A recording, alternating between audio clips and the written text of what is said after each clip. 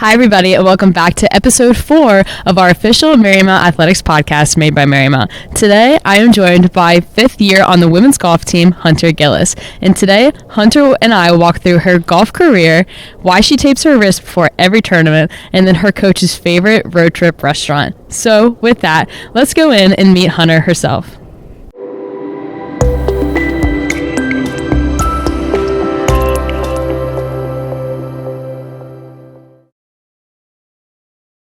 Hi, everybody, and welcome back to episode 4 of Made by Marymount here for Marymount Athletics. My name is DeNicola, and I'm joined here by our women's golfer, Hunter Gillis. Hunter, how are you doing today? I'm doing great. How are you? I'm pretty good. You're dressed to the part today. I think you came from the range, though, this morning? Yeah, I came from practice. How was it? A little cold, a little windy. Yeah. What's kind of good weather for you to play in? I personally like it when it's mid-70s. Maybe a little windy, a little breeze, but anything above 85 or 90, it's not really fun sweating. So too hot, so then what's too cold? For me, probably 53 and below is when your ball starts to change a little with the coldness. You might lose some distance. You might not go so far. Interesting. Yeah. Okay, so I'm going to preface you. I know nothing about golf. I'm going to be honest with you. I really don't know anything about golf. I know the point of golf is to have the least amount of hits for the ball. That's kind of what I know. I'm going to be honest. So this is going to be a lot of fun for me because I'm going to be able to learn a lot. So I'm excited to do that. So before we dive into golf, let's talk about you. So how long have you been golfing? I've been golfing probably 9 years now. I started freshman year of high school. Okay. So you started, in comparison to like when I started swimming when I was really, really young. You started playing golf when you were older. Did you do anything before that, or was it just kind of like... I did soccer beforehand. Okay. And then when it came to high school, I dual sported for a good year and a half, and I realized I could make business deals on the golf course, but you couldn't really get about 26-year-olds out on a soccer field. Right, so I decided to switch to golf, and I switched sophomore year to only playing golf, and I've loved it since. Okay. So did you only play high school golf, or was there like a club kind of thing? Did you have like a personal kind of coach? Kind of how do you play golf through high school? Is it just your high school team, or is it something else too? I think it depends on states. So I did high school in Texas. So they had, it was called Texas Junior Tour, or there's American Golf Association. So there's different tours or tournaments. I primarily played Texas Junior Golf, and it was scattered around all different parts of Texas on the weekends. So it's kind of with you club sports, but it's just everyone going out and playing in these tournaments. And then I did have a personal coach at my country club that I did coaching with. But other than that, it was between high school and then weekends I didn't have high school golf, or in the summer I'd go straight to the Texas Junior Tours. And then when I became a senior, I started doing Texas Collegiate Golf Tour, which was you had to be a senior in high school or graduated, so you're in college. So I got to play against collegiate players, like TCU players, when I was only 17 or 18. That's cool. Yeah. That's really neat.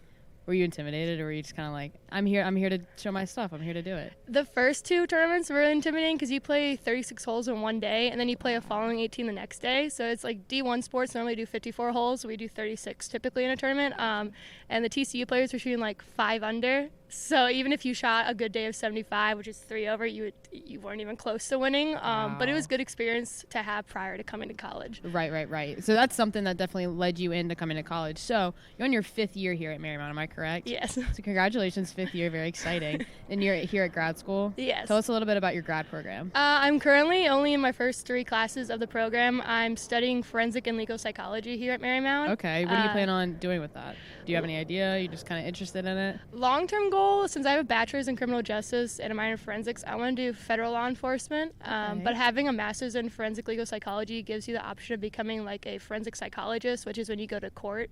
But it also opens up the door for more opportunities. Right. And I've always been fascinated with like maybe why criminals sometimes act criminal behaviors because of maybe a mental disorder or something with their brain. So I just wanted to pursue it and also have the chance to play golf for another year. Right. So, and then with that, your golf career here has been very, very successful.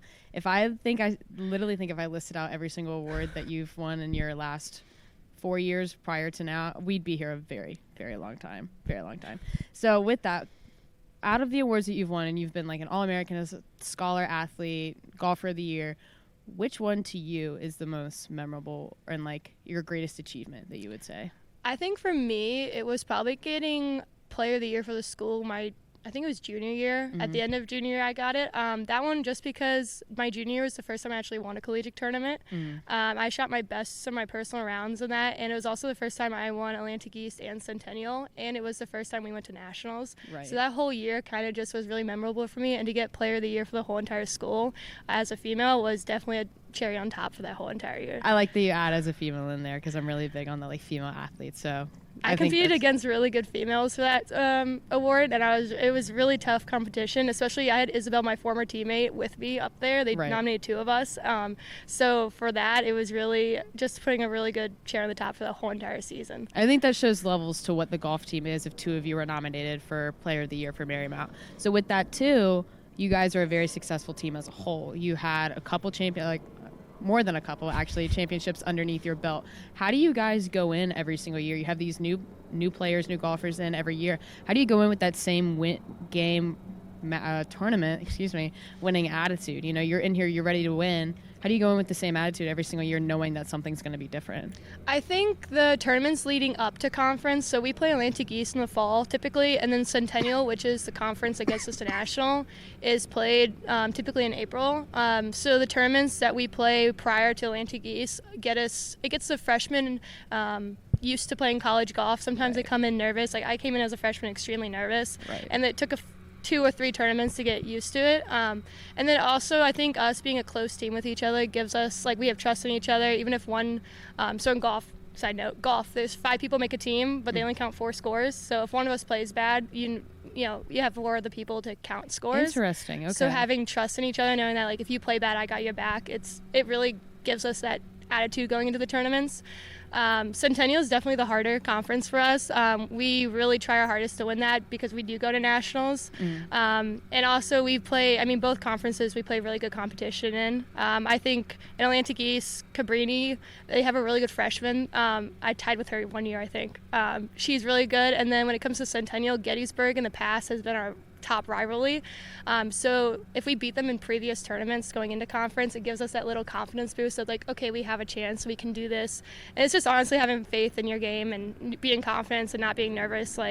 And you play with what you got when you're on the tournament. So, you go into a tournament, and now, correct me if I'm wrong, are they usually at different courses, or are they relatively the same? Or does it depend on the year?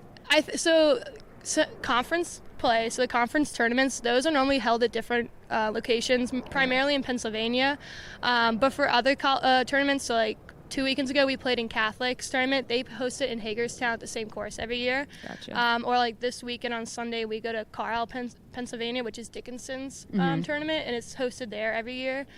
So going to the familiar courses each year, like especially as a 5th year, you feel more confident every time you go back because you can kind of remember like, oh, it's like this golf course, don't hit it there, don't hit it that spot.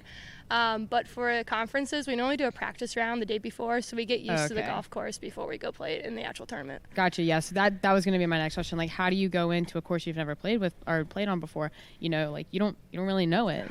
So like, how do you plan for that? But I guess like a practice run like that can really help you with that. Yeah, in the practice rounds, we hit multiple tee shots. With 8 of us on the team this year, we normally do 2 foursomes, and you can hit different tee shots if you want. You put around the green, you chip. It's not really like a normal round of golf where you don't want to pick up your ball. We pick it up and just play what we want, or like practice on certain shots. And then like Coach Ferguson will tell us like specific places to not hit the ball or to have a good angle into the green. So the practice rounds really, really benefit. I used to hate practice rounds coming to colleges, and I'd just play the first round as like, let's see what it is. But after being here for 4 years, the practice rounds are so crucial when it comes to tournaments. I think that's a lot of growth, seeing that. Unfortunately, I know exactly what you mean. Like I always used to hate warming up before I swim, but as I've been here and I'm going on year 3, I'm like, maybe it is kind of maybe it makes sense. Yeah. Maybe it makes sense. That's funny. So when you have like a bad shot, or you have a bad, you play bad, how do you stay positive? Like I know like for swimming, like it's really hard if I have a bad swim for me to stay positive. Like it's super hard. But like for you, like you go in, your tournaments are multiple days. If you have one bad day, okay, cool, you have to sleep it off and you have to show up the next day ready to play. How do you what's your mindset with that? It can be really crucial. I always say that golf is more of a mental game than it is physical. And I've learned my mental game, I will admit, was horrible my freshman year, which is another growth. I've come to learn that there's 18 holes in each day, and it's multiple strokes. Like a par 4 is meaning you should hit 4 strokes before you get in the hole. So when it comes to like one bad shot, I normally try to just let that shot go and move on to the next. Don't think about the past shots because, if it's the first day and you made a bad tee shot, you can correct the next day. You just know where not to hit it. And I think our team has really gotten that down because we do have some bad days and we do have some bad shots, but we've all learned to just throw it in the past and just keep moving on. Yeah. And that has definitely benefit with the mentality. And then when you play a good day, you gotta be happy, cheer for it. Like if you shoot a personal record, I think I did that the first tournament this year. I was super excited, but I had to calm down and play the second day acting like I wasn't playing super good, because you just have to be calm each time you go in. See, that's crazy. Like for me with swimming, like if I have a good race, that adrenaline like pumps me up and like I'm ready to swim, and I'll swim another great race. But for you, necessarily, like that's not the case. I think that's really interesting. Like you can't go in there like super amped up. Like you have to be in there, you have to be focused. I mean, you always see it on TV. Like golf's a quiet sport. Like you gotta be like chill. You gotta like have your calm. So, what is your favorite tournament that you've ever played with Marymount? I think my favorite tournaments are normally the ones held in Winchester. I'm born and raised Winchester, Virginia, so freshman year when we went there for the first time, I was super excited. Right. Even now, being a fifth year, we played our first tournament, it was in Winchester, and it's just always my favorite ones. Even if I play bad, I am just happy to be there. Right. And Shandor University's, like, their coach is super nice with us. I just feel more at home being in Winchester, so I feel more calm than I've ever been in any tournament. Right. Even if I shoot like 95, I'll be like the most happiest person anyway, Right. because I'm back home. But besides that, I think Centennial Conference, because it's normally the last one of the year before Nationals. Right. So it's, we all amped up, we're all hyper for it, excited to play. And then if we win, like we've done twice, and go to Nationals, I mean, you can't beat anything better than Nationals. No, even not if you really. do bad, like You still win. I think I shot like 88 the first time we ever went there, and I was just so happy to just be at Nationals and playing with so many other people. It's you can't even describe the experience of being at Nationals. So when you go to Nationals, I know one year you went to Houston. Is that correct? Where was the other year? The first year was in Michigan. Oh, very, okay. very cold. It Gotcha. was East Lansing, so I think it was Michigan University. One in guess is as good Michigan, as mine. but it was East Lansing. Very fun course, very difficult, very cold. I was warm, but that's just because I live in Nebraska at times. That's fair. But it was, I think that one was definitely unique for everyone because we'd never been to Nationals. We didn't know what it was going to be like. Right. So even the practice round, I think, so at Nationals it's a little different. You do a walkthrough, then you do a practice round, and on the walkthrough you can't have any clubs with you. It's just to kind of get a layout of the golf course. Some people take notes. I can't physically do that. But then the next day you go do a practice round, and then you can play up to 4 days of golf. 4 or 5 days of golf. So that's like a totally different experience. And most people That's a haven't lot. played that many rounds. So it's definitely, it's very hard to describe the feeling of just being in there. Yeah, that's a lot of golf. 5 days. Yeah. Wow. Yeah. I couldn't imagine swimming for 5 days. You take a week off when you get back from No, that. yeah, and I think that's completely fair. So do you go out and go play golf for fun, or is it strictly kind of like it's too serious for you, like because it's your college sport, you can't really like leisurely do it? Does that make sense? During the summer, I normally play a lot during the golf. I play golf a lot during the summer. I went home this year for a little bit to Nebraska and played with my family. And my dad plays golf, so I mean he may suck a little bit, but there's always a little competition between the two of us. So it's Right. always nice to go back home and play. And then like our whole team, we'll go out and play like 9 holes sometimes on the weekdays if we can, or even 3 holes. It's just a little team bonding. Yeah. You play some music while you're playing. It keeps the game relaxed and fun and not so serious like it is in competition. Right. And I think it keeps us all not too hard on ourselves during the season by playing these like little fun rounds during the weekdays. So with golf, when do you guys practice? Are you a more like, or is it kind of like depending? So like kind of like what is your practice like schedule looking like for you guys? So the team practices all together normally on Fridays. It also depends. A lot of us are super busy, and with 8 of us being on the team, all class schedules kind of don't align. I know for a fact that a lot of us go out on our own and practice. I went out this morning and practiced. Right. I practice by myself on Friday mornings before the team does because of a job. And I know we help with juniors at the golf course. 3 or 4 of us teach the little kids. So there is also like a little practice for us. We get to Right. practice hitting shots with them, and it's kind of like being a role model with them. So having the practices once or twice a week keeps us all together, but also allows us to go out on our own and do our own little practices, because sometimes practicing by yourself is, some people like doing that more than team practices. Right. And coach lets us be flexible with it, which I really think is crucial for the team, so we don't feel all scheduled and like forced to do it. Kind of like at your own time. And I think that's really important too, because you're a student athlete, you're a student too, so you like have to work in like everything with that too. So like especially like trying to fit everybody's schedules can be like really hard. I was tasked with putting a Google sheet together with all of our schedules, and it was you don't realize how many classes everyone takes until you are the one to do that. Right. But I do think the flexibility of doing it at your own if you have the chance, or coming out whenever you want, and having the luxury of having a golf course right next to us. Right. A lot of us work at the country club, and the pro shop and all the golf staff are super close with us. So if we want to go out on like a Friday night at 6 o'clock and play 3 holes, they'd easily let us. So that's really convenient. Yeah, I think it just helps us stay a little calm and not so stressed about golf. Yeah, I think it's funny, like we picked our location pretty perfect for this one, but do you like playing there, or is it kind of like, wait, okay, so back up, let me rephrase my question here. What's your favorite course that you've ever played at, like outside of Marymount to like all together? I played Las Colinas in Texas, which someone who's not a golfer, you probably won't recognize the name, but they've held PGA tournaments there. Okay. So in Texas, there was like a free summer golf tournament that was open to everyone, and you got put into brackets, and if you're in the top bracket, you got to play at the really nice golf courses. And I think I shot like 95 at that golf course, but literally the experience of being where the PGA players play, and like recognizing like, oh, it's this hole, is definitely one of my favorite. And I had my dad on the bag with me, caddying for me, so it's definitely memorable having him on the bag. Yeah, that's super cool. That is super cool. So as we end here, I'm going to ask you like kind of some like fun questions. So what is your biggest like golf pet peeve that people do? Definitely talking like in your swing or like putting. I don't mind if you talk like when we're walking to a ball or everything, but if I'm like mid swing and someone's like talking, like even if it's a whisper, for some odd reason I can always hear it. Right. Because normally it's so quiet on a golf course, so like I'm used to hitting balls, but in the back of my mind it's always a little pet peeve of mine, like when you're whispering. Please be quiet just for a couple more seconds. Like 2 seconds to let me hit a ball. Like I don't swing that slow. Please, I'm begging you.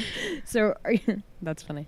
Are you a walker or are you on a golf cart? I like walking more. Yeah. The last 2 tournaments, there's some tournaments we do riding carts. The last 2 tournaments we did, but for me, playing in a cart makes me feel like it's a practice round, and almost more like one of the fun rounds I do with my teammates instead of like a serious one. I like to get in the zone when it plays the conference. I won't, like when we do practice rounds, I'll be chit-chatting with my teammates, but when we play in the tournament, I'll be like, even if I'm playing with other people, I'll say a few words and I'll just be like speed walking while like talking, like you're like like run. I say no words, and I just speed walk. I'm a fast player. Like another pet peeve of mine is like slow play. I've grown up with fast golf, and like having like slow players, like you have to play with it when you're in college, but like it does get a little.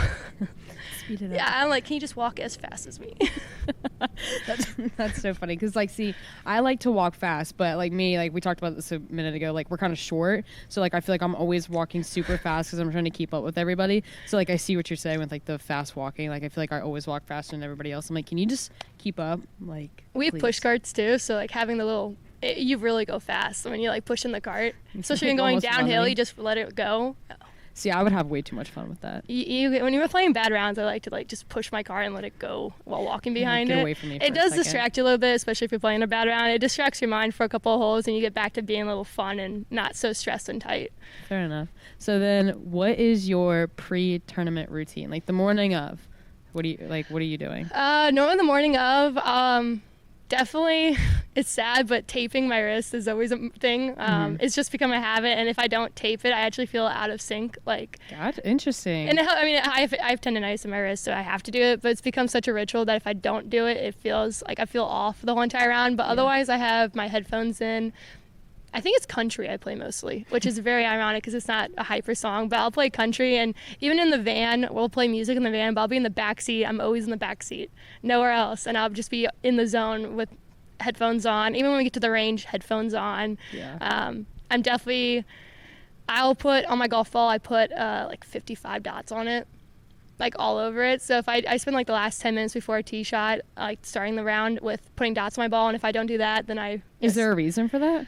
I think I've done it since I was in high school. I put in the same exact dimples, like the little holes on the ball. I do in the exact same places every single time. I think it's more like a superstition now that if I don't, then I'm just going to play bad. Okay, well, that's kind of funny because I was going to ask you a superstition, so that kind of leads us into that. Yeah. Interesting. And you've always, how long have you done that for? I've done it since I started freshman year.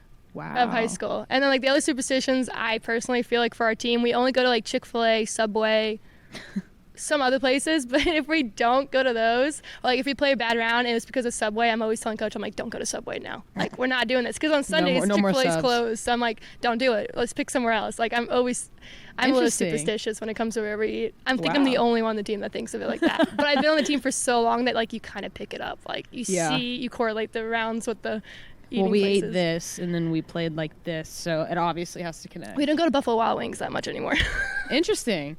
Yeah. So you think Chick-fil-A is like really good for you guys? Yeah, and everyone likes it, and the food's never been bad for us. Labor Day, every year on Labor Day, we always do qualifying. And we normally, no matter where we're at, or like if it's a Shenandoah tournament, we go to Foster's, which is a restaurant, I think towards Leesburg. We've gone every year since I've been here, and it's always, I think Coach is superstitious when it comes to that one. He will go nowhere else but that. If it's in that, like if we're going to Winchester tournament, the way back it's always Foster's. Even if you don't like Foster's, it's Foster's. Like, yeah, we're going. You got to go to it. We're gonna make it work, and you're gonna find something. Yeah, that just you order a eat. milkshake if you don't like the food. Like that's literally, it's always been that. That's funny. Like I can picture it now. Like the traffic is really bad that way. It doesn't matter. We're going. Yeah, it don't matter. It doesn't matter if it's like 9 o'clock at night. Nope, Foster's. Like it's. Oh, you have homework? No, Foster's. It's just how it is. We're going here first, and then you can actually do what's important. That's super funny. Yeah. So, let me think. What I was going to ask you. I lost my train of thought. I'm thinking about Foster's now. That's so funny. Highly recommend the place. What's your favorite thing to get at Foster's? I think it's a milkshake, to be honest. Fair enough. So then, last question here. What is your, like, go-to kind of club when you go to golf? Like, my favorite club? Yeah. Definitely, it's either a pitching wedge or a driver. Just depends on the day. Driver is fun if you have any anger, it's a little fun to let it out. You just smack the ball. Yeah. In that one, I just feel more confident with, but the pitching wedge is also, if it's not like a driver or like an iron, it's definitely a pitching wedge.